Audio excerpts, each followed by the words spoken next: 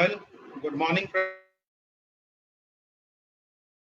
सभी लोगों को। आज के लिए हैप्पी ईद। एक बार फिर आप सब लोगों का मैं प्रवीण चौधरी शंखनाद के इस ऑनलाइन वेबिनार में स्वागत करता हूं। और आप सभी लोगों को अगर मैं आज बोलूं तो बहुत ही खास पर्सनालिटी से हम मिलवाने जा रहे हैं। Once again welcome to all. और इस शंखनाद सीरीज की शुरुआत हम लकी हैं कि हमारे साथ संजय कटोच सर ने करी। और सबसे पहले दिन जब कटोच सर ने बातें करी तो उन्होंने बताया कि हमको लोगों से जुड़ना है, लोगों से जोड़ना नहीं है। तो आज हम जिस शख्सियत को आपसे मिलवाने जा रहे हैं वो इसके परफेक्ट एग्जाम्पल है। हम सभी लेफ्ट राइट में बिजनेस करते हैं, बट जिन पर्सनैलिटी को मैं आज आपसे मिलवाने जा रहा हूँ उनके लेफ्ट और राइट में जो लोग थे आज तक वो उनके साथ जुड़े हुए हैं, उनके साथ काम कर रहे हैं।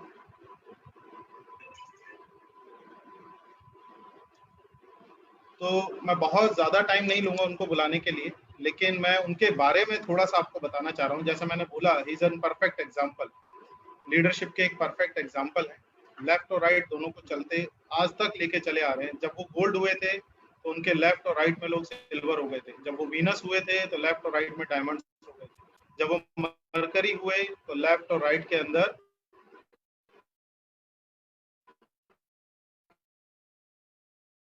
उनके वीनस हो गए थे। और आज वो क्राउन है, तो उनके लेफ्ट और राइट के दोनों लोग आज की डेट के अंदर मरकरी लेवल पर। दो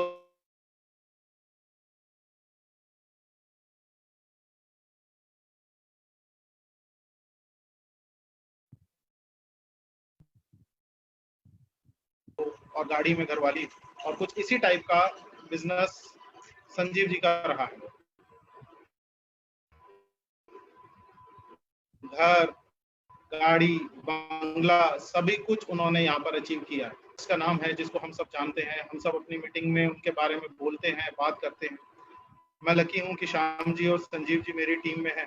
लेकिन श्याम जी के साथ सबसे ज्यादा काम अगर किसी ने किया है तो वो संजीव जी ने किया है। उनकी गाड़ी कौन सी आई, फोर्ड एंडेवर कब आई, उनके घर पर कैसे कैसे काम हुआ, घर पर क्या क्या सामान आया, उनका घर किस तरीके से बना, इनॉग्रेशन कराने से लेकर हर एक काम और इंक्लूडिंग शुरुआत में बिजनेस उठाने तक सब कुछ संजीव जी ने किया। तो दोस्तों, वी आर लकी इनफ कि आज हम एक ऐसी शख्सियत को सुनने जा रहे हैं जिन्होंने न केवल श्याम सुंदर जी के साथ काम किया है, न केवल अपने सपनों को पूरा किया है, बल्कि अपने लेफ्ट और राइट को हमेशा अपने साथ लेकर चले। मैं और ज़्यादा टाइम नहीं लूँगा, मैं उनको स्टेज पर बुलाना चाहूँगा और चाहूँगा कि सभी लोग ध्यान से उनके जो भी एक्सपीरियंसेस रही हैं, जो भी लाइफ जर्नी रही है, उसको ध्यान से सुने, समझें किस तरीके से एक बड़ा नेटवर्क बनाया जाता है। आज 2 लाख से ज़्यादा का नेटवर्क है, तकरीबन 2.5 लाख से भी ज़्यादा लोग उनकी टीम में काम कर रहे हैं। हर जगह उनकी मीटिंग चल रही है, बहुत ही डायनामिक, एनर्जेटिक, बिल्कुल ज़मीन से जुड़े हुए। ABCD अगर सारे कामों को जोड़ दिया जाए नेटवर्किंग के, तो सारे काम उन्होंने खुद किए हैं, प्लान दिखाने से लेकर बहुत बड़े शो करने तक। तो मैं स्टेज पर बुलाना चाहूँगा, स्टेज तो अब यहाँ है नहीं, तो वेबिनार में स्क्रीन पर बुलाना चाहूँगा आज के हमारे होस्ट। और ऐसे ही हम आपको नए-नए लोगों से मिलवाते चले जाएँगे। संजीव जी को मैं यहाँ पर बुलाना चाहूँगा। तो Sanjeev ji please welcome on screen और अपनी लाइफ जर्नी के बारे में हमको थोड़ा-सा बताएँ ताकि हम सब लोग भी थोड़ा गाइड हो सकें। Please welcome mister Sanjeev Singh from Banaras. नमस्कार, आप सब लोगों को मेरा प्रणाम। और सबसे पहले मैं इस परम पिता परमात्मा को धन्यवाद देता हूं कि इस काबिल बनाया कि आज से 17-18 साल पहले एक निर्णय ले पाए। दोस्तों, मैं अपनी जिंदगी को अगर देखता हूं पीछे, तो बहुत सारे उतार चढ़ाव जितने जिंदगी में होने चाहिए। आपने सुना होगा कि देने वाला जब देता है तो छप्पर फाड़ के देता है, और जब लेता है तो चमड़ी उधाड़ के लेता है। ये दोनों चीज हमने अपनी जिंदगी में देखा है। और मैं ये महसूस करता हूं कि जितने लोगों की जिंदगी में जो तकदीर लिखवा के नहीं लाए हैं कलम से भगवान से ना, उनके साथ तो ही होगा। मेरे साथ तो हुआ है, तो बड़े नजदीक से सब कुछ देखा हूं। भगवान करे यहाँ पे जिंदगी में इतना दुख दर्द और इतना स्ट्रगल ना हो। और मैं चाहूंगा कि मेरी स्क्रीन शेयर करना था मुझे। और दोस्तों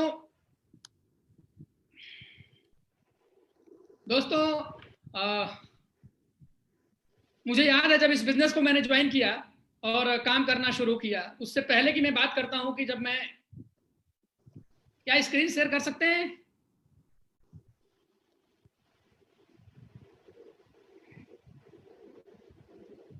आई थिंक कर सकते हैं।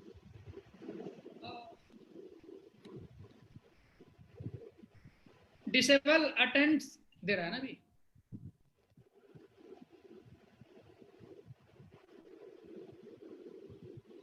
तो दोस्तों सबसे मैं बातें ही कर लेता हूं आपसे कि इस बिजनेस की शुरुआत से पहले मैं जब अपने बचपन में जाता हूं, मैं आपको दिखाऊंगा वो सारे सर आप होस्ट है, को होस्ट है, आप कर सकते हैं सर।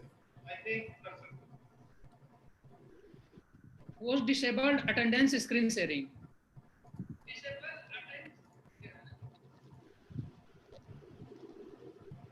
अब चेक करो, अब चेक करो सर, एक बार और ट्राई कीजिए।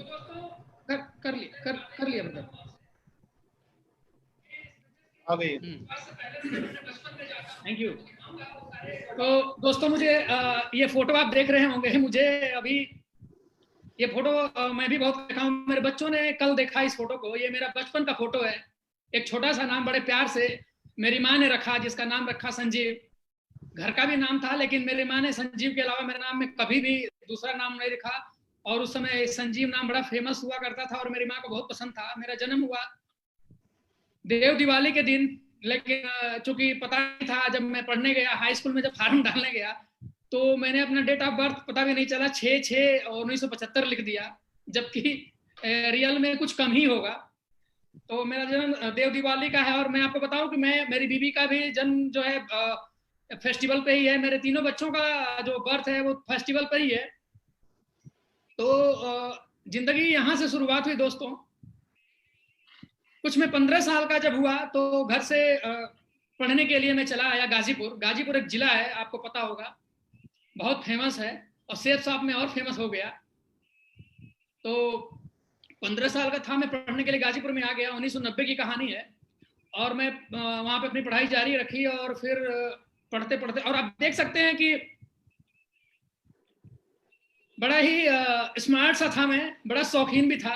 छोटा था तो ऐसा कुछ भी नहीं था कि, और मैं अपना एजुकेशन जो लिया वो बीएससी एलएलबी किया, पढ़ाई किया। और जिंदगी जब और आगे बढ़ी,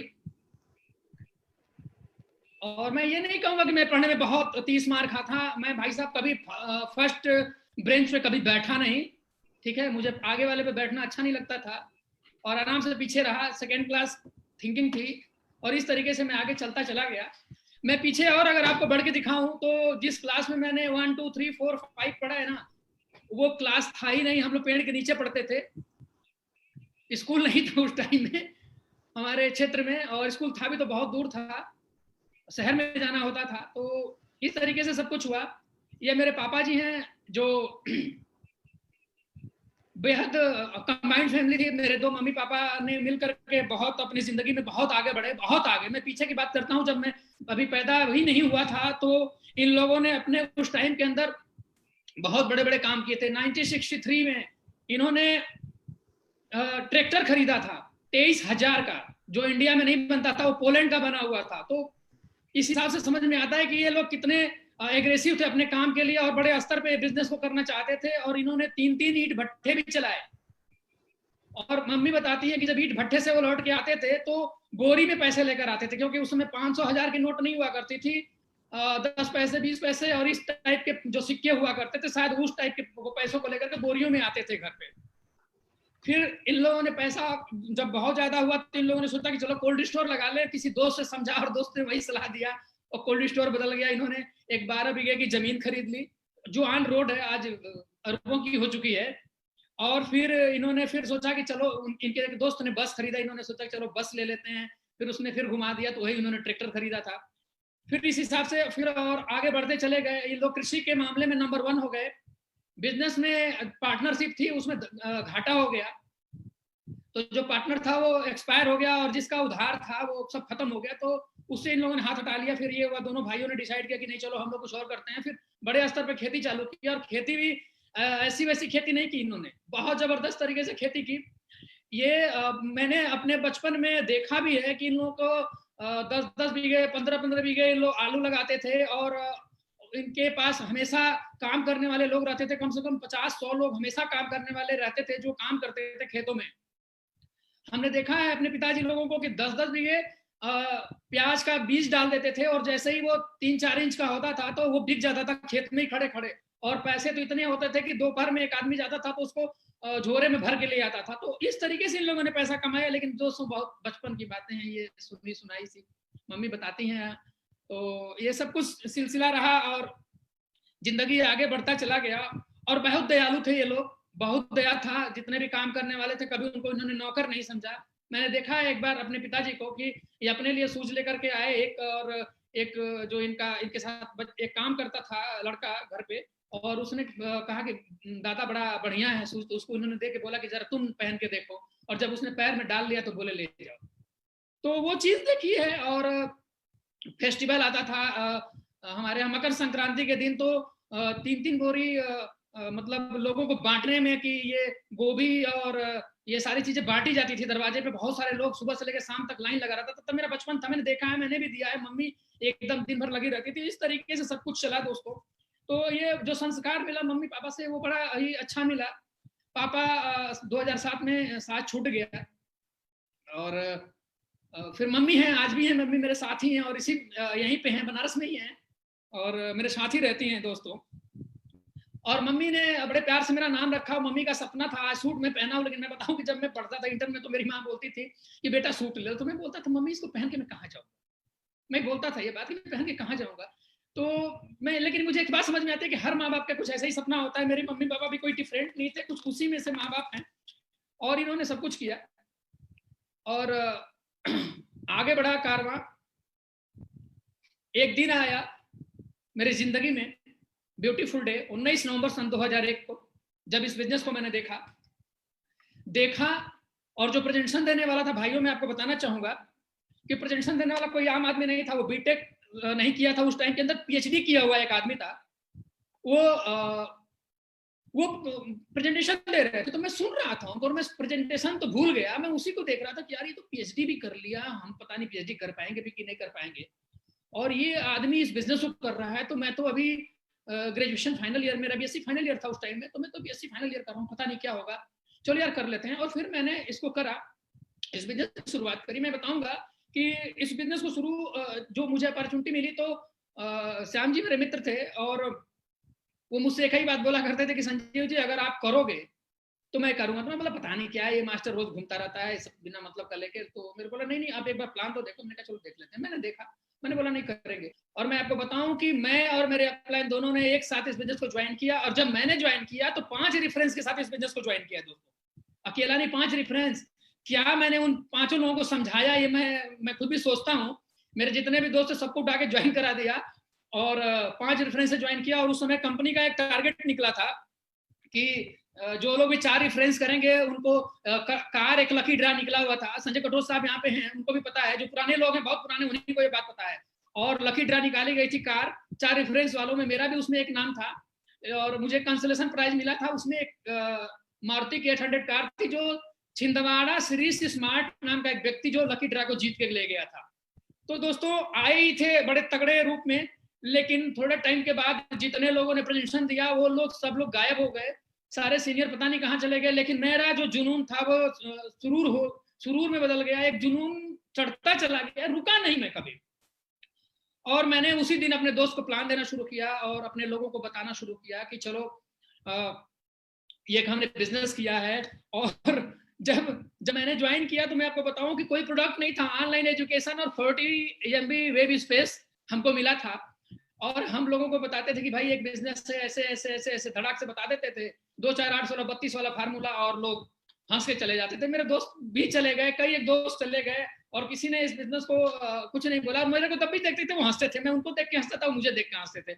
मुझे वो देखकर क्यों हंसते थे ये तो वो समझ सकते हैं, लेकिन मैं उनको देखकर क्यों हंसता था ये मैं समझ सकता हूँ, क्योंकि मुझे फ्यूचर दिखता था कि एक दिन मैं बड़ा आदमी बनूंगा। और अगर ये मेरा साथ नहीं दे रहे हैं तो जो मेरा साथ देगा वो बहुत बड़ा आदमी बनेगा। और वो होता वही है जो दिल में होता है दोस्तों।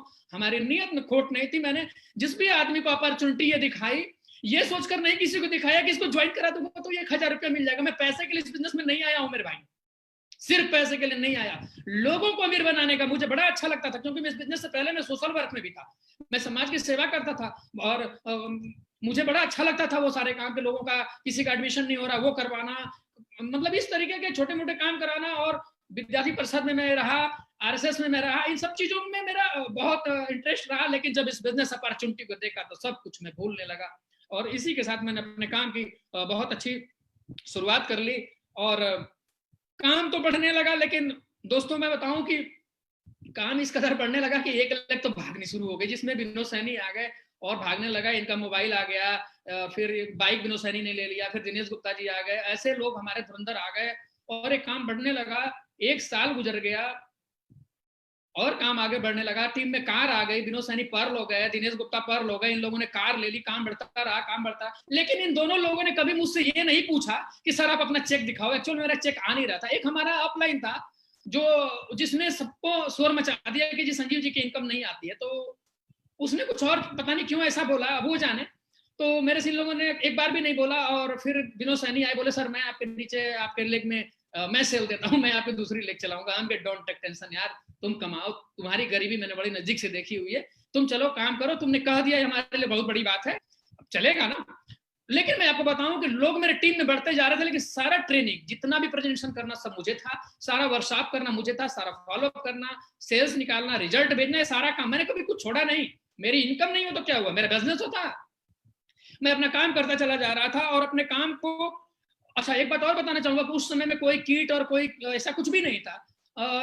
उस समय सिर्फ लेक्चर होता था। लेक्चर कहाँ से देते थे हम, मैं आपको बताना चाहूंगा कि देखिए लेक्चर के लिए हम पेपर में आता था कटिंग, आप दैनिक जागरण में देखेंगे तो उधर अध्यात्म से जुड़ी हुई बहुत सारी चीजें आती थी, उसको पढ़ते थे, उसमें से भी जाके कुछ देते थे। और नेटवर्क की उस समय एलन पीज की कुछ किताबें मिलती थी, एक दो, और एक और नेटवर्क मार्केटिंग कंपनी घूम रही थी, उसने बहुत सारी किताबें ले आई थी, वहां से भी मुझे कुछ किताबें मिल गई। तो लेकिन मैं सच बताऊं, बहुत किताब नहीं पढ़ा हूं मैं। बहुत किताब पढ़ने वाला रहा होता तो इस बिजनेस में नहीं होता, कहीं नौकरी में फंस गया होता। इतना पढ़ने वाला नहीं था। हाँ, 1-2 दिन पढ़ लेने के बाद में अच्छे से काम करना ये मुझे आता था। तो मैंने यहां से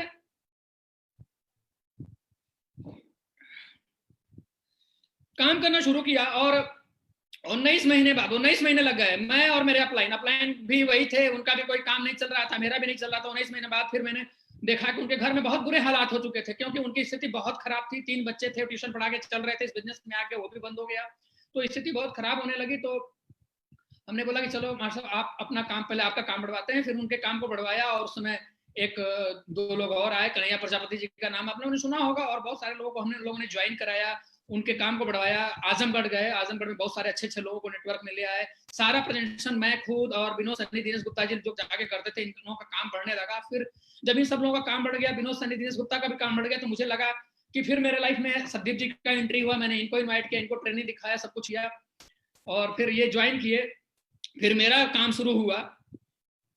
और इस दरमियान में दोस्तों 2003 में एक कंपनी का शो हुआ, उस प्रोग्राम के अंदर मैं भी गया। मुझे लगा कि मैं जाऊंगा तो वहां मेरा माला से स्वागत होगा और बड़ी रिस्पेक्ट मिलेगी, लेकिन वहां जाने के बाद पता चला कि वहां तो लाइन लगी थी अंदर होने के लिए, और उस समय कंपनी का नाम इजी बीज होता था। और जब अंदर स्टेज पर मैं गया, स्टेज पर देखा, जिंदगी में पहली बार वैसे हाल में गया था, और मेरे जेब में 5 सेल भी लेकर मैं गया था कंपनी का। तो एक तो डर लगता था कि कहीं दिल्ली में कोई जेब ना काट ले, तो बस में नहीं गया, मैं टेम्पो रिजर्व करके वहां पे पहुंचा था। शौकीन था मैं, जेब में पैसे नहीं थे, लेकिन शौक थी कि नहीं जो भी करना अच्छे से करना है। उस मीटिंग के अंदर गया और देखा, और वहां पे कुछ पर्सनालिटी से मेरी को मैं दिखा, और उस पर्सनालिटी में बहुत सारे लोग थे वहां पर। कंपनी के सारे डायरेक्टर्स को मैंने देखा, और वहां पे हमारे संजय कटोच साहब थे, और वहां पर प्रवीण चौधरी साहब थे, और संजय गुप्ता साहब थे, और जितने भी लोग थे सब लोग। अच्छा, वहां पे जैसे ही मैं अंदर गया, भाई साहब सीट पर पूरा भरा हुआ, कोई जगह नहीं, मैं वहीं बगल में बैठ गया नीचे। लेकिन एक काम किया था, मैं एक छोटी सी कॉपी लेकर और पेन लेकर गया था, और सब कुछ लिखता मैं एक बात लिखा हूं मैं उस मीटिंग का, और उसको लिख करके मैं आया लौट कर। और उस तरीके से जब अपने तुरंत आते ही वर्कशॉप किया गाजीपुर के अंदर, और जबरदस्त तरीके से लोगों को ट्रेंड किया, और ट्रेंड करने के बाद काम करना शुरू किया, और काम हमारा तेजी से बढ़ने लगा, काम और ऊंचाई लेने लगी, और आगे बढ़ता चला गया दोस्तों। और धीरे धीरे हमारे बिजनेस में विनोद सैनी ने कार ले ली, तो कॉन्फिडेंस और चौड़ा हो गया। एक बेहद गरीब आदमी कार ले ले तो आग लग जाती है। फिर दिनेश गुप्ता जी ने कार लिया, काम और बढ़ने लगा, काम और बढ़ने लगा। हमारा सेकंड लेग में भी धीरे धीरे काम स्टार्ट हो गया, और फिर मैं थोड़ा सा ध्यान अपने सेकंड लेग पर भी देना शुरू कर दिया। तो उसके साथ साथ मैंने देखा कि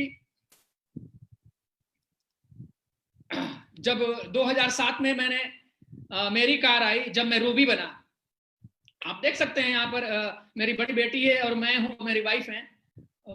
हम ही लोग खुद नहीं पहचान पाते हैं कि हम ही लोग हैं। तो ऐसे ऐसे थे हम लोग। अब ऐसा, ये ऐसा आदमी आज ये जूम मीटिंग में बोल रहा है और आप सब लोग सुन रहे हो, ये कितना आश्चर्य हो रहा है। नहीं आश्चर्य हो रहा है तो, लेकिन बस एक ही चीजें दोस्तों की करते चले गए। और कार लिया, कार लेने के बाद जब और आगे बढ़े, जेन स्टीलो थी दोस्तों, और आगे का और बढ़ा, और 20 सितंबर 2008 को टेक ऑफ कंपनी का प्लेटफॉर्म पे प्रोग्राम हुआ और मैं रूबी लेवल पर था। और कंपनी प्लेटफॉर्म पे पहली बार मुझे स्टेज पर मौका मिला बोलने के, रूबी लेवल पे। और मैंने वहां पर बताई थी, आप अगर टेक ऑफ उठाकर देखेंगे तो आपको पता चल जाएगा कि कौन है संजीव। तो वहां से हमने शुरुआत की थी। लेकिन मैं बताऊंगा दोस्तों कि आखिर कंपनी प्लेटफॉर्म पर बोलने का मौका क्यों मिला। उधर जो मैं चीज महसूस करता हूँ कि जितना आप रगड़ के आओगे, एक दिन जिंदगी में उतनी ही ऊंचाइयां पाओगे। अगर रगड़ नहीं पाए तो आप ऊंचाइयां नहीं पाओगे, जो मुझे समझ में आता है। तो पूरा रगड़ घिस के आए, प्रकृति ने इतना रगड़ दिया, कुदरत ने इतना रगड़ दिया कि पूछो ही मत। ऐसा नहीं है कि मन मलिन नहीं होता था, मन कमजोर नहीं होता था, सारी चीजें होती थी। लेकिन एक बात मैं और बताऊंगा कि मेरे पीछे एक बहुत बड़ी दया थी। और हम लोग, हमारे माता पिता और हमारे खानदान के लोग आश्रम से जुड़े हुए थे। हम लोगों के ऊपर, हम लोग सदगुरु से जुड़े हुए थे, स्वामी जी से जुड़े हुए थे। आज कंपनी भी श्री श्री रविशंकर जी महाराज को ले आई, समझ में आया। हम लोग बचपन से जुड़े हुए थे, तो उनसे जाके बार बार हम लोग अपनी बातें रखते थे। तो बहुत बहुत कुछ मैंने वहां से सीखा है, बहुत कुछ। आप सोच भी नहीं सकते कि कितना दिल दिमाग मेरा मजबूत वहां से हुआ। जिंदगी में अगर किसी ने कुछ दिया तो वहीं से मुझे बहुत ज्यादा प्रेरणा मिली है, मेरे प्रेरित रहा। मैंने अपने इस काम को धर्म समझ के काम किया कि नहीं, ये मेरा धर्म है, इस बिजनेस को।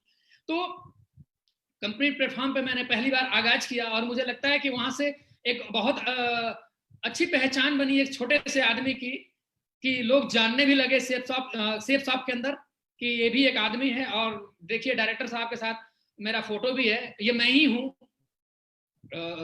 और जब मैं फिर रिस्पेक्ट मिलना चालू हुआ, और लेकिन ऐसा नहीं है कि मैं उसमें भूल गया, मैं अपने काम को फिर और आगे बढ़ाना शुरू किया टेक ऑफ करने के बाद। और फिर थोड़ा ही टाइम लगा और बस 2008 के बाद 2009 आता है दोस्तों। और जिस सपने के साथ शुरुआत किया था हमने इस बिजनेस को, वो था डायमंड बनने का सपना, वो था डायमंड बनने का सपना। और वो सपना मेरा पूरा हुआ 6/6/2009, जिस दिन मेरा जन्मदिन है, उसी दिन मेरा प्रमोशन हुआ डायमंड का। और बताऊं आपको कि डायमंड में अकेला नहीं बना, उस दिन विनोद सैनी जी मेरे जो पार्टनर थे वो रूबी बने थे, और उनके जो डाउनलाइन में दिनेश गुप्ता जी मेरे साथ डायमंड बने थे। ओपन शो हुआ 6000 लोगों का, 6000 लोगों का 6 जून को। आप समझ सकते हैं 6 जून को बनारस में के अंदर कितनी गर्मी होगी। लेकिन उतनी गर्मी नहीं थी जितनी हमारे अंदर गर्मी थी। हम लोगों के अंदर जितनी गर्मी थी उससे ज्यादा गर्मी नहीं थी। और हम लोगों ने उस प्रोग्राम को किया और उसमें 6000 से ज्यादा लोग थे, पूरा ओपन शो था उस प्रोग्राम के अंदर। और मैं वहां पर उस प्रोग्राम के अंदर सफारी लिया। उस समय के अंदर सफारी का बड़ा क्रेज था दोस्तों। हमारे क्षेत्र में बड़े बड़े लोग ही, सिर्फ बड़े बड़े माफिया लोग सफारी से चला करते थे। मैंने बोला अब मैं भी चलूंगा, और मैं सफारी खरीदा गाजीपुर के अंदर, जहां सफारी में लोग राइफल का नाल लेके घूमते थे, हम वहां टाई लगाकर घूमते थे। हमने कहा सबको चेंज करना है, सबके दिमाग को बदलना है, सबके दिमाग की बत्ती जलानी है। और डायमंड को लेकर के, और जब मेरा डायमंड का प्रमोशन हुआ दोस्तों 6 जून 2009 को, आप देखेंगे कि मेरी वाइफ और मैं कार पे हाथ रखे हुए और कितने खुश हैं। रूबी पर पहली कार, डायमंड पे दूसरी कार। और दोस्तों आप ये भीड़ देखिए, हुजूम देखिए। ये शाम का समय है, मेरी बिटिया मेरे हाथ में है, आप देख सकते हैं। छोटी सी थी वो, आज बड़ी हो गई है। और ये देखिए उसमें, उस प्रोग्राम के अंदर छोटी मोटी हस्तियां नहीं आई थी दोस्तों। सेफ साहब की सबसे बड़ी हस्ती मिस्टर हरीश सोनी सर आए थे उसमें। आप देखिए, हम और हमारी वाइफ उठाए हुए हैं और हमारे ठीक बीच में आ रहे हैं हरीश सोनी सर। तब कितने यंग थे।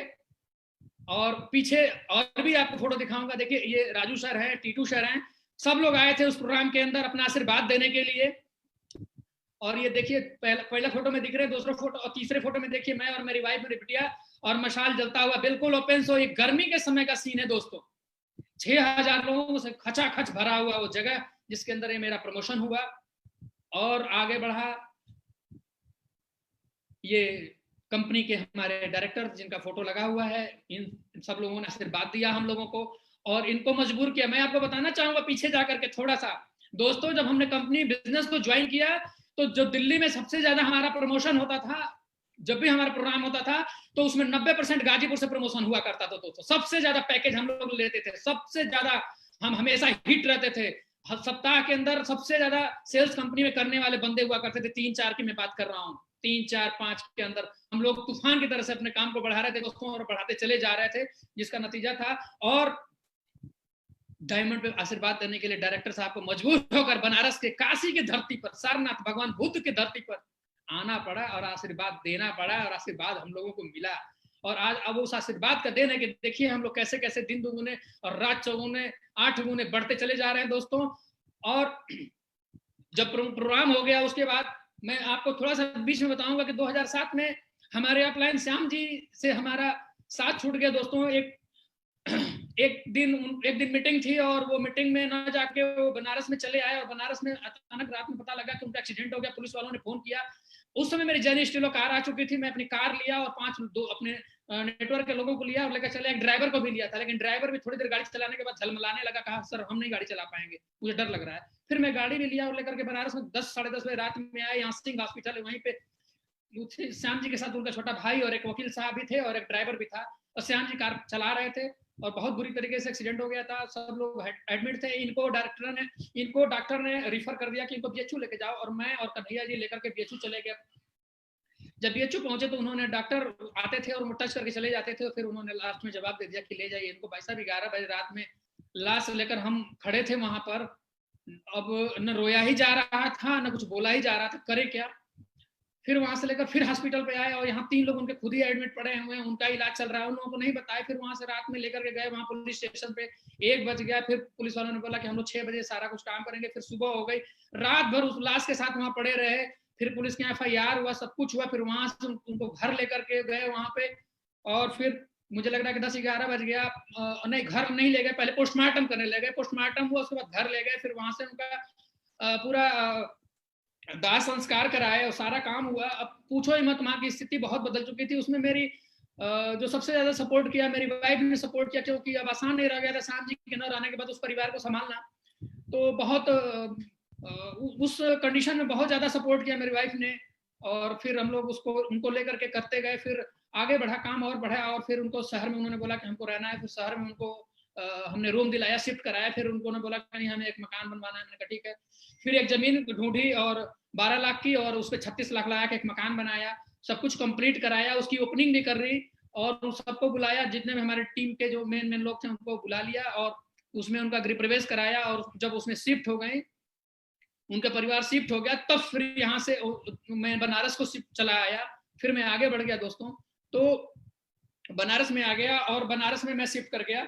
और 2010 में और फिर मैंने एक प्रोग्राम और किया। 2009 में मेरा डायमंड का प्रमोशन था और जो 2010 में विनोद सैनी का डायमंड हो गया। और मैंने 2010 में अपने दम पे एक प्रोग्राम किया, जबरदस्त प्रोग्राम, जिसका नाम रखा जुनून। उसी हॉल के अंदर जो ओपन शो जिसने किया था, वो एक कटिंग मेमोरियल यहाँ पर लॉन है, उसी के अंदर, इसमें शादी का मंडप है, उसी लॉन के अंदर किया, जिसमें फिर 6000 लोग आए। उसमें विनोद सैनी जी का डायमंड हुआ और इतना जबरदस्त हो गया कि बिजनेस के अंदर तूफान आ गया और लोग इतना तेजी से काम के अंदर भागने लगे। इतना तेजी से काम होने लगा कि दोस्तों की 2010 के बाद जैसे ही 2011 आया, आप देख रहे हैं उस प्रोग्राम का एक व्यू, देखिए ये नजारा देख रहे हैं।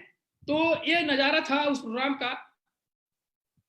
और फिर उसमें मेरा दूसरी आईडी पर, यानी मेरी वाइफ का रूबी हुआ था। आप देख सकते हैं ऊपर फोटोग्राफ से, ये मैं ही हूँ, थोड़ा मोटा हो गया था। ये नीचे का सीन देखिए, ये रात का व्यू है। और उसके बाद आगे कारमा और बढ़ा, काम को और आगे बढ़ाए। और 21 फरवरी सन 2011 को हर आदमी जो डायरेक्ट सेलिंग में आता है चाहता है उस लेवल को अचीव करना। और मैंने पहली बार कैपिंग अचीव किया। और कैपिंग मैंने अकेला अचीव नहीं किया दोस्तों, मैं और मेरे टीम में सदीप जी जो रूबी लेवल पे अभी मात्र थे, वो भी मेरे साथ उसी डेट पे कैपिंग लिया था। और वहां से कैपिंग का टेस्ट लेने के बाद हम लोग काम में और तेजी से बढ़ाना शुरू किया। इतना तेजी से काम को बढ़ाना शुरू किया और भागना शुरू किया कि मैं आपको बताऊं कि 2009 में मैं डायमंड बना था, और यहाँ देखिए 2011 में सिर्फ 2 साल बाद 10,000 की टीम 50,000 में बदल गई दोस्तों, और मैं वीनस बन गया।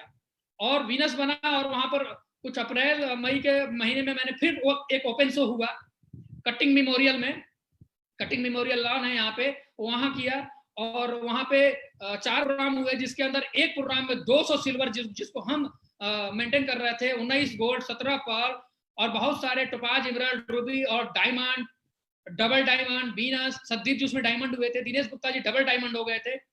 इस तरीके से वहां पर हमने अपना प्रोग्राम किया। उस प्रोग्राम का एक नजारा मैं आपको दिखाता हूँ, आप देखिए इस प्रोग्राम का भीड़, ये नकली भीड़ नहीं है, ये असली भीड़ है। ये हमारे प्रोग्राम का पास लिए हुए सारे लोग हाथ के अंदर, सब लोगों के हाथ में, देखिए भीड़। इस तरीके से हमने काम को किया। ये 2011 25 अप्रैल 2011 का जो मैंने प्रमोशन लिया था दोस्तों। और मैं आपको बताऊं कि प्रोग्राम जैसे ही मैं स्टेज पर आया तो उस समय आंधी भी आ गई, भगवान भी खुश हो गए, और आंधी इस तरीके से आई, फिर एक ही नारा लगता था, हर हर महादेव। जब 6,000 6,500 लोग जब हर हर महादेव नारा लगाते थे तो मानव आंधी थम सी जाती थी, और कोई जाने को तैयार नहीं था। और पूरी स्पीच हुई, पूरा प्रोग्राम हुआ, और खचाखच भरा हुआ, आप देख लीजिए, कोई बैठा थोड़ी दिख रहा है, सब खड़े हैं, धुआंधार। तो इतना जबरदस्त तरीके से, पैशनेट तरीके से, और जब युवा वर्ग किसी काम में लग जाए, देखिए ना ये सारे युवा वर्ग हैं, ये लोग जब लग गए तो तूफान हो गया ये बिजनेस दोस्तों। और मेरा वीनस का प्रमोशन हुआ, और वीनस के बाद फिर 2 साल बाद जो 50,000 का नेटवर्क था वो 1 लाख में बदल गया।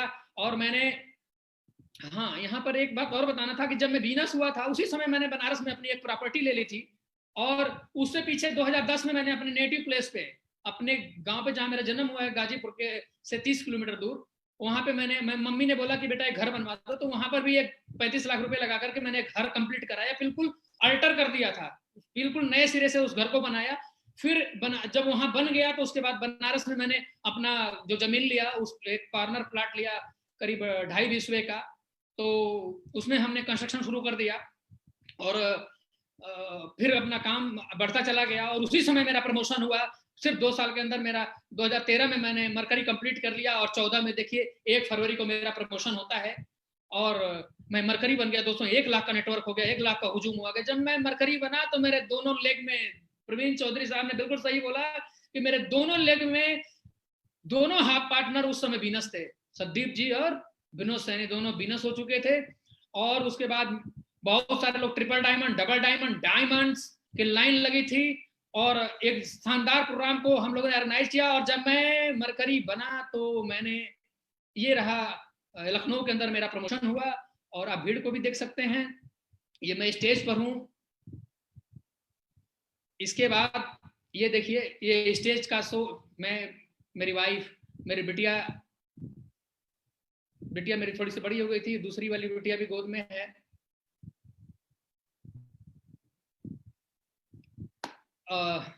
फिर कारवां और बढ़ा, ये रजत सर के साथ बहुत सारे फोटोग्राफ्स हैं, कितना मैं दिखा सकता हूँ, लेकिन एक फोटोग्राफ जो मैं और मेरी वाइफ दिल्ली गए हुए थे प्रोग्राम के अंदर, तो उनके साथ एक फोटोग्राफ हुआ रजत सर के साथ।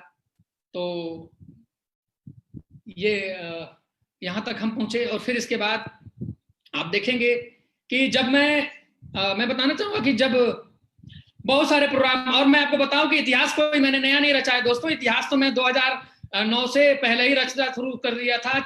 जब मैं 7 में ही, जब मैं इमराल्ड हुआ था तभी ताल कटोरा में स्टेज से बोल दिया था। आप टेक ऑफ में जाके देख लो तो आपको पता लग जाएगा, एक टेक ऑफ एक प्रोग्राम हुआ था जिसमें मेरी स्पीच है जबरदस्त तरीके से। तो टेलर वहीं से शुरू हो गया था, बड़े बड़े प्रोग्राम 5,000 7,000 8,000 लोगों का प्रोग्राम करना, ये सब आम बात सी हो गई थी, करते चले गए। और अभी देखिए ये हमारा सिल्वर मीट है, आप जो देख रहे हैं, और मेरी वाइफ है, और पीछे विनोद सैनी जी दिख रहे हैं। आपको आश्चर्य होगा, ये नागरिक नाटक मंडली है। इस मंडली को ऐसा सजा दिए थे कि लगता ही नहीं था कि ये कोई और जगह है। फिर उसके बगल में ये शो देख रहे हैं, ताल कटोरा का प्रोग्राम है, जिसमें हम लोगों ने बहुत सारे लोगों का प्रमोशन किया। विनोद सैनी जी का मरकरी का भी प्रमोशन था हमारी टीम के अंदर, और मतलब बहुत सारे diamond, double diamond, triple diamond, Venus, mercury का वहां पे प्रमोशन हुआ जबरदस्त तरीके से। लेट्स ग्रो ने किया, उसके अंदर सारे लोग हैं, और काम और आगे बढ़ा। और आप देख रहे हैं कि ये फॉर्च्यूनर, जब मैं मरकरी हुआ था तो मैंने एक फॉर्च्यूनर ली थी, प्रीमियम कार। तो जब मेरा घर बना था, कहते हैं कि शादी और घर आदमी की कमर तोड़ देती है, लेकिन मैं बताऊं कि जब मेरा मकान बन रहा था उसी टाइम में मेरा प्रमोशन होना था, उसी के दौरान मैंने अपना ये कार ली थी, फॉर्च्यूनर ले आई थी। और प्रीमियम कार हो गई, तो सफारी भी थी और फॉर्च्यूनर भी थी। कुछ दिन लगा सफारी से हम लोगों ने चलना छोड़ दिया, तो फिर ये हुआ कि क्या करना है इसका। तो सफारी और फॉर्च्यूनर चल रही 6 महीना, लेकिन फिर उसके बाद फॉर्च्यूनर सबको पसंद आ गई। ऑटोमेटिक कार है और दबंग कार है, और मुझे सेडान बहुत ज्यादा पसंद नहीं दोस्तों, क्योंकि मुझे तो ऊंची कार से, और मैं इससे ये जो देख रहे हैं ना, ये हम रानी खेत में गए थे घूमने के लिए पीछे, तो ये उधर का ही एक ये गए थे घूमने के लिए, तो वहां का एक पिक है जहां पे मैंने लिया हुआ है। तो इस तरीके की जिंदगी सेफ साहब ने हमें दी। और जो हमारा घर है आप देख सकते हैं, 4th स्टोरी बिल्डिंग है, कॉर्नर प्लॉट है, और क्या कहूं मैं, मुझे मतलब सारे लग्जरियस है इसके अंदर, कोई भी ऐसी लग्जरियस नहीं है जो नहीं है। हम कहीं भी जाते हैं, किसी भी होटल में चले जाते हैं, तो मुझे और वहां से आने के बाद कभी ये फील नहीं होता है कि नहीं घर हल्का लग रहा है। तो ये सबसे बड़ी अचीवमेंट होती है कि जो भी हम घर लें, घर बनाएं, तो वो ऐसा हो कि हमें ये महसूस न होने दे कि नहीं यार वहां से हम आते हैं। और मैं बताऊं कि मैं बहुत घूमा हूं। हम लोग जब बहुत छोटे लेवल पे थे, इस बिजनेस में पर्ल टू पैच पे थे, तब से घूम रहे हैं। और हम और हमारी वाइफ जरूर, और बच्चों के साथ गर्मी में जरूर चले जाते थे। पहले जैसे जैसे पैसा बढ़ने लगा वैसे वैसे स्टैंडर्ड बढ़ने लगा, और हमेशा घूमते रहे थे। साल में 2 बार घूमने लगे, 3 बार, जब छुट्टी मिला घूमने कहीं ना कहीं इंडिया में जरूर जाते थे। धार्मिक प्लेस हो, घूमने का प्लेस हो, सब घूमा हुआ है, पूरा इंडिया घूमा हुआ। कई एक चीज तो रिपीट हो रही है। इस तरीके से घूमते रहे और बिजनेस करते रहे, क्योंकि घूमने का मुझे बड़ा लाभ मिला है। मैं घूम घूम के जब आता था तो मुझे देशाटन से ना मुझे बड़ा अनुभव हुआ कि दुनिया कितनी आगे है, कितना हमें क्या क्या करना है और कहां तक जाना है। सिर्फ एक जिंदगी हो, खाली कमाओ खाओ रहो, इसमें आपका दिमाग का विकास नहीं हो सकता। तो इस तरीके से दोस्तों एक शानदार घर बनाया, आप समझ सकते हैं मैंने क्या कहा, और बड़े दिल से बनाया। और इसमें सबका सब अपना अपना हर चीज का है, इसके अंदर बहुत कुछ चीजें हैं। हमारे लिए हेल्थ क्लब हमने बनाया है, उसमें जकूजी भी है और स्टीम बाथ भी है, और पूरा का पूरा एंजॉय करते हैं। इस लॉकडाउन के अंदर हमें नहीं लगा कि बहुत कोई दिक्कत है। तो उस घर का एक और पिक देखिए, फ्रंट व्यू, ठीक है। ये अपना घर है, सेफ साहब से बड़े दिल से बनाया है। आप लोग आशीर्वाद दें कि और भी बहुत सारे काम हम कर सकें।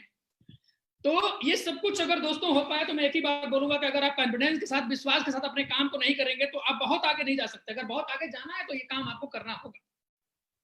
और दोस्तों मैं आपको बताना चाहूंगा कि मेरे बिजनेस में जो मेरे टीममेट्स है, सबसे बड़ी बात है, मैंने देखा है, मैं कई बार देखा हूं कि लोग जिनको ज्वाइन कराते हैं वो पता नहीं कहां रह जाते हैं। लेकिन मैंने इस बिजनेस में जिन लोगों के साथ काम किया है ना, वो दोनों के दोनों आज मैं क्राउन हो गया हूं, और आज वो 2 के 2 मरकरी हो चुके हैं। और वही नहीं, तीसरा भी मरकरी, दिनेश गुप्ता जी भी मरकरी हो चुके हैं। तो ये इस बिजनेस के अंदर ही हो सकता है। और सबसे बड़ी खूबी मैं इस बिजनेस में ये देखता हूं दोस्तों कि बहुत सारे काम से और भी आप पैसे कमा सकते हो, लेकिन आप अकेले पैसे कमा सकते हो यार। साइंटिस्ट बनोगे अकेले बनोगे, किसी और को बनाने का आपको हक नहीं है। प्रोफेसर बनोगे अकेले बनोगे, आईएएस बनोगे अकेले ही बन पाओगे, आप किसी और को बना नहीं सकते मेरे भाई। तो मुझे लगा कि ये एक बिजनेस है जहां पे हम बहुत सारे लोगों को इंस्पायर कर सकते हैं और आगे लेकर जा सकते हैं, और लेकर आए हैं, ऐसे लोग हैं हमारे पास। और दोस्तों आज मेरे टीम के अंदर मेरी वाइफ आज मरकरी होने जा रही हैं, और मेरे नीचे 5 मरकरी हो चुके हैं, और बहुत सारे लोगों का घर बन चुका है, बंगलो है। विनोद सैनी जी ने बहुत शानदार घर बनाया, दिनेश गुप्ता जी ने कोठी लिया है। मैं अगर इनकी बात करूं, मैं दिनेश गुप्ता जी की बात करूं, तो 7 कार और 3 घर इनके पास है सेफ शॉप से, और एलाट ऑफ डायमंड, और बहुत सारे लोगों ने छोटे मोटे बहुत सारे काम किए हैं। और अभी बहुत सारे काम, अभी तो शुरुआत है दोस्तों, अभी तो ये शुरुआत है। और इस बिजनेस को मैंने क्यों किया, मुझे जो चीज समझ में आई कि मैं तमाम लोगों को इंस्पायर कर सकता हूं, और तमाम लोगों को, उनको डायमंड बनने में, वीनस बनने में, मरकरी बनने में, क्राउन एम्बेसडर बनने में मदद कर सकता हूं, उनको अमीर बनने में मदद कर सकता हूं, गरीबी को मिटा सकते हैं। यही एक रास्ता है, दूसरा कोई रास्ता नहीं है दोस्तों। अगर आप चाहते हैं लोगों की मदद करना, आप चाहते हैं लोगों की सेवा करना, तो इससे बड़ी अपॉर्चुनिटी नहीं है। और ये कितना देख रहे हैं आप कि ये क्या स्थिति कोरोना ने ला दिया कि सबको जितने भी ये दुकान और ये सारी चीजें थी, नौकरी में भी सैलरी और सारी चीजें कटने लगी। लेकिन सेफ शॉप ने, आपने देखा कि खुलते ही लोगों ने कैपिंग भी लगाई है, लोगों ने छोटे बड़े चेक अपने सबने बनाने शुरू कर दिए दोस्तों। ऑनलाइन में सारा काम हो रहा है आज के डेट में, तो और ऑनलाइन सरकार भी कह रही है कि करिए, हम भी कह रहे हैं कि आप ऑनलाइन में काम करिए, आप डिजिटल हो जाइए, करिए ना डिजिटली काम, कोई दिक्कत। जैसे आज हम लोग डिजिटल में प्रोग्राम कर रहे हैं, क्या हमें 2001 में पता था कि हम लोग डिजिटल शो करेंगे? नहीं, लेकिन हम चलते गए और वक्त आया बदला। आपको लगता है बहुत बड़ा चैलेंज है, चैलेंज तब भी था यार जब मैंने बिजनेस की शुरुआत करी। मैं बताऊंगा तब लैपटॉप प्रोजेक्टर नहीं हुआ करता था, व्हाइट स्कूल बुक करते थे, व्हाइट बोर्ड पे दुधिया से लिखा करते थे, या एक चार्ट ले आते थे व्हाइट वाला, उस पे ब्लैक मार्कर से लिखा करते थे। कई बार लड़कों को समझ में नहीं आता तो फिक्स मार्कर खरीद के ले आते थे बाजार से, और फिक्स मार्कर से ही हमने प्रेजेंटेशन कर दिया। अब हो गया तो काम खत्म, उसका भी हमारे पास रास्ता हो गया। बाइक में से तेल निकालते थे, अपने रुमाल निकालते थे और पेट्रोल निकाल के उसको मिटाते थे। तो वो सारी चीजें, तो चैलेंज है तो तभी भी थे, चैलेंज आप भी हमेशा ही रहेंगे। चैलेंज है क्या यार, चेंज चाहिए तो चैलेंज स्वीकार करना पड़ेगा, ठीक है। तो कई बार मेरे दोस्तों ने मुझसे बोला भी कि यार आपने बहुत बड़ा घर बना दिया। हमने उनको बताया दोस्तों 1 बीघा से ज्यादा बड़ा मेरा घर है, मेरे पिताजी जिसमें मेरा बचपन गुजरा है उतने बड़े घर में हम लोग रहे हैं। तो मुझे नहीं लगता कि बहुत बड़ा, अभी कुछ भी नहीं हुआ, अभी बहुत कुछ करना बाकी है और बहुत सारे भाइयों को अभी क्राउन एम्बेसडर बनाना है। और हमारे टीम का जो टारगेट है कि 2025 में और 2025 के अंदर हम कम से कम 50 क्राउन एम्बेसडर, और 2030 के अंदर लेट्स ग्रो का 2030 के अंदर लेट्स ग्रो 100 क्राउन एम्बेसडर लेकर आ रही है। हम ये हम लोगों ने फैसला किया है। और आज जिस ग्रुप के साथ हम लोग जुड़े हुए हैं, आज एक बहुत बड़ा शंखनाद प्रोग्राम हो रहा है जिसके अंदर बहुत बड़े बड़े लीजेंड जुड़े हुए हैं। मैं आपको बताऊंगा यहाँ पर कि बहुत लोगों से मैंने सीखा है, बहुत लोगों से इंस्पायर हुआ हूँ। संजय कटोच साहब को मैंने 2003 में ही देखा था। तमाम प्रोग्राम, उनकी जो स्टाइल है वो मुझे बहुत पसंद थी, उनका जो अंदाज था मुझे बहुत पसंद था। बहुत बार हम लोग नहीं मिले, लेकिन थोड़ा बहुत जो मिलते गए, वो कहते हैं ना कि एक झलक ही बहुत काफी होती है, तो वो झलक मिलती गई, चलते गए। चौधरी साहब का जो स्टाइल है वो गजब है। प्रवीण जी मैंने तो देखा है, कई बार हम लोग मिले हैं बनारस में, और मैं कई बार, कभी लगा नहीं कि यहाँ तक हम लोगों को लेकर के इतना सपोर्टिव नेचर कि कभी कभी कुछ भी एक्सपेक्ट नहीं करते हैं वो।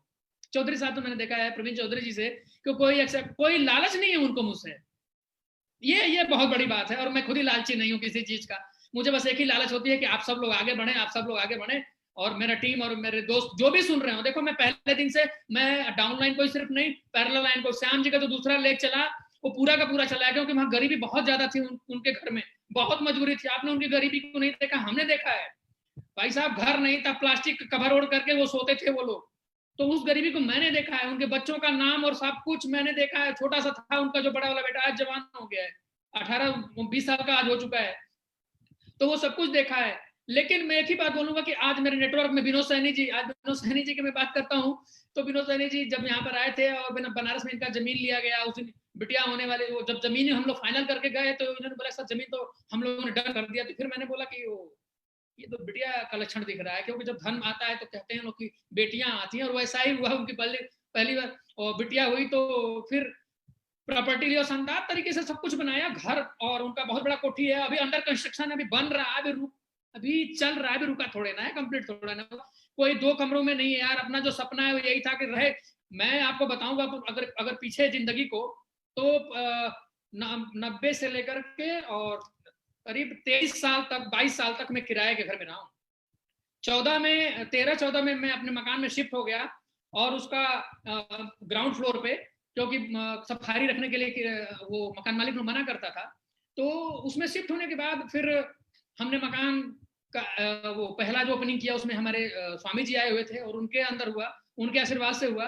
फिर उसके बाद मैंने क्या किया कि जो हमारे दोस्त मित्र से रिश्तेदार लोग थे, दूसरा ओपनिंग उसमें किया, जिसमें ये जो आप मेरे घर आप देख रहे हैं ना, ये मेरा मकान है, मेरा घर है खुद का, जिसमें मैं बैठा हूँ। आपको मैं घुमा के दिखा भी सकता हूँ, थोड़ा आप देख भी सकते हैं। तो दोस्तों इस मकान का जो दूसरा जो मैंने ओपनिंग किया, तो उसमें इसका इंटीरियर नहीं कराया था, सिंपल, क्योंकि मुझे पता था कि बाहरी लोग आ रहे हैं तो इतना कुछ नहीं करना है, उनको सिंपली निकाल देना है।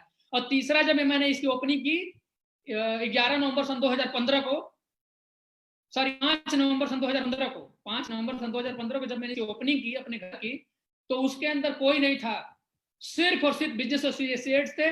विद फैमिली में सबको बुलाया था, और सब लोगों को जितने भी लोग आए थे, जो लेडीज के साथ आए थे, सबको हमारी वाइफ ने साड़ी गिफ्ट में दिया, और जितने भी छोटे बच्चे आए थे सबको टिफिन, और जो हमारे एसोसिएट्स आए थे, मैंने पहली बार उन सब लोगों को बनारस का बनारसी पान खिलाया था। और सब लोग बड़ा आश्चर्यचकित थे कि संजीव सर पान खिला रहे हैं, तो लौंग भी नहीं खाने को कहते हैं। तो ये सब कुछ हुआ दोस्तों, और वो प्रोग्राम चला, और पूरा घर एकदम बिल्कुल होटल सा हो गया था। उसका फोटोग्राफ भी आप लोगों ने देखा हुआ है, और मैं आगे भी लाइव कर दूंगा। तो इन सब तरीकों से सब कुछ किया दोस्तों, और मैं चाहता हूं कि इस घर से भी बढ़िया घर आप सब लोगों का हो जो लोग ये सुन रहे हैं।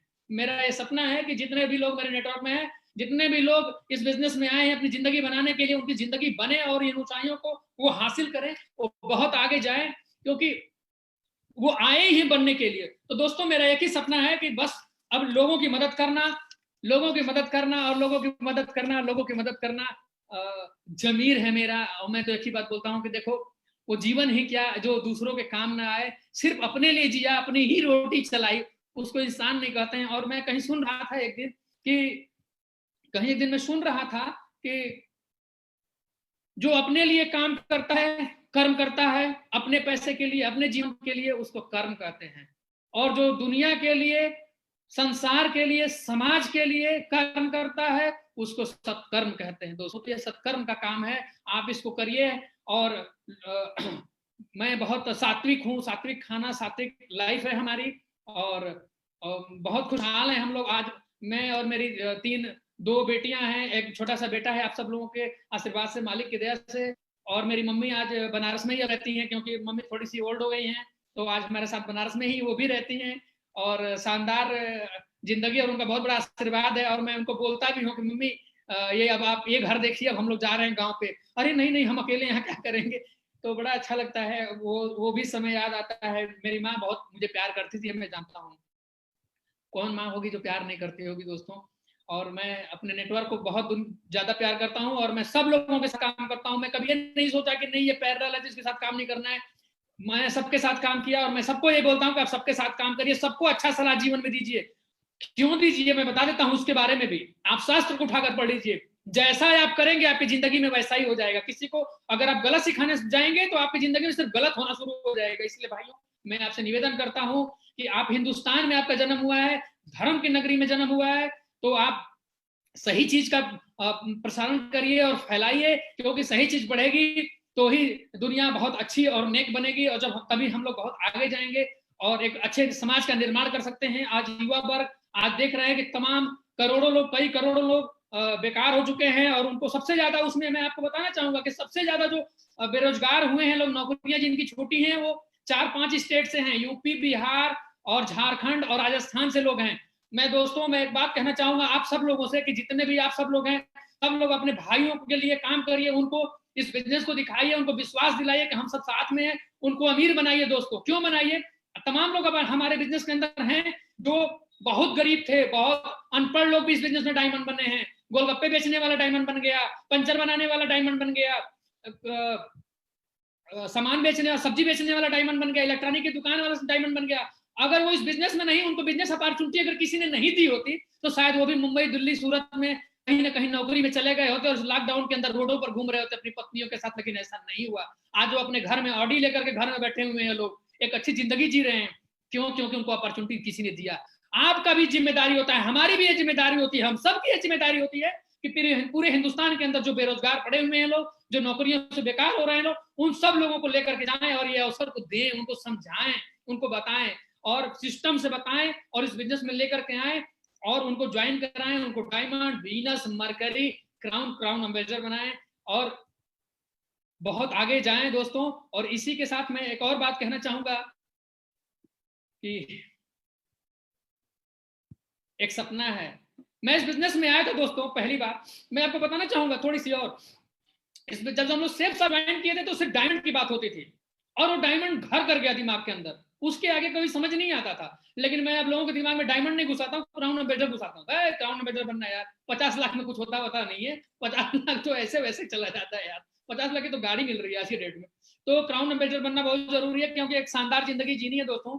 मैं आपको बता दूं कि मैं अपनी एक आईडी पर क्राउन, दूसरी आईडी पर मरकरी, तीसरी आईडी पर टोपैज, चौथी आईडी पर गोल्ड और बहुत कुछ और आईडी पर सिल्वर हूँ, और मैं उस पर काम कर रहा हूँ। और मैं आपसे भी बोलूंगा कि सब लोग अच्छे से काम करिए और आगे बढ़िए। लॉकडाउन में अपना ध्यान रखिए। बहुत सारी बातें हमने बताई, सुझाई, अगर किसी को मेरी कोई बात बुरी लगी हो तो उसके लिए क्षमा करिएगा। और आगे मैं चाहूंगा कि प्रवीण चौधरी साहब यहाँ पर अगर उपस्थित हों तो इस प्रोग्राम को और आगे लेकर चलें। और मैं बहुत बहुत धन्यवाद करूंगा इस पूरे सिस्टम को, शंखनाद के कोर टीम को, जिन्होंने इतना बढ़िया ऑर्गेनाइजेशन किया और एक शानदार अवसर दिया कि आज हम सब मिल पा रहे हैं। आज मैं अपने घर में बैठकर मिल रहा हूँ, मेरे पीछे कुछ नकली नहीं है यार, मैं एक असली आदमी हूँ, असली ही रहूंगा। और मैं कटोच साहब हंस रहे हैं और मैं देखकर बहुत खुश हो रहा हूँ कि मेरे जिन लोगों को मैंने देख देख के चला है, मतलब मैं क्या आपको बताऊं दोस्तों, मैं थैंक यू नहीं करना चाहता, ये थैंक यू से काम नहीं चलेगा, ये मैं ऋणी रहूंगा, पूरी पूरी जिंदगी में ऋणी रहूंगा आप सब लोगों का। और मैं बस एक ही आप लोगों से आशीर्वाद चाहूंगा कि आप सब लोग मुझे मेरे ऊपर आशीर्वाद बनाएं कि हम सब लोग पूरा जो शंखनाद शो हुआ है, EWL और लेट्स ग्रो सब लोग कम से कम 150-200 क्राउन अम्बेसडर लेकर 2030 में आए। ऐसा मैं संजय गुप्ता साहब से, संजय कटोच साहब से, प्रवीण चौधरी साहब से, पूरे इंटायर टीम से, और मैं अपने टीम में मेरे जो भाई हैं विनोद सैनी, दिनेश गुप्ता, सतदीप जी, और भी मेरे भाई जो डायमंड हैं, लोकनाथ जी, रामो जी, और अरविंद जी, और गोविंद जी, और इस तरीके से बहुत सारे और भी लोग हैं जिनका नाम छूट जाए वो सब मेरे दिल में हैं। और मैं सबको मैं करूंगा कि आप सब लोग इस मुहिम में पूरा साथ दीजिए और जम के काम करिए दोस्तों, क्योंकि डिजिटल होकर के हम इस हिंदुस्तान की गरीबी को मिटाएंगे। यूपी, बिहार, झारखंड और राजस्थान की गरीबी को मिटाना है तो सेफ शॉप में सबको डायरेक्ट सेलिंग में लेकर आना है। और इसी के साथ मैं सबको मैं प्रणाम बोलता हूँ, अपनी वाणी को आज यहीं पर विराम देता हूँ। और मैं चाहूंगा कि यहाँ से प्रवीण चौधरी साहब, संजय कटोच साहब को मैं माइक देना चाहूंगा। मैं चाहूंगा कि सर यहाँ से आप हैंडल करें और अपने आशीर्वाद को बनाएं। थैंक यू मेरे दोस्तों। हर हर महादेव। संजीव जी, आपका स्क्रीन शेयरिंग ऑफ कर देंगे सर।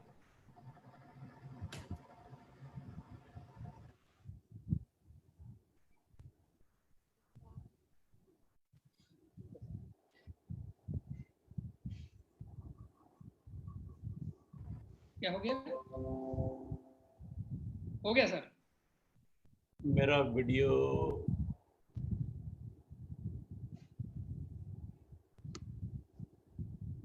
थोड़ी सी दिक्कत है।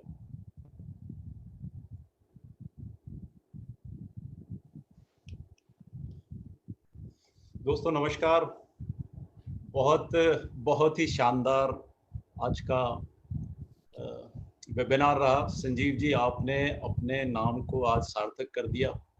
संजीव का मतलब जो मुझे मालूम है वो ये है कि किसी भी निर्जीव वस्तु में जीवन भर देना।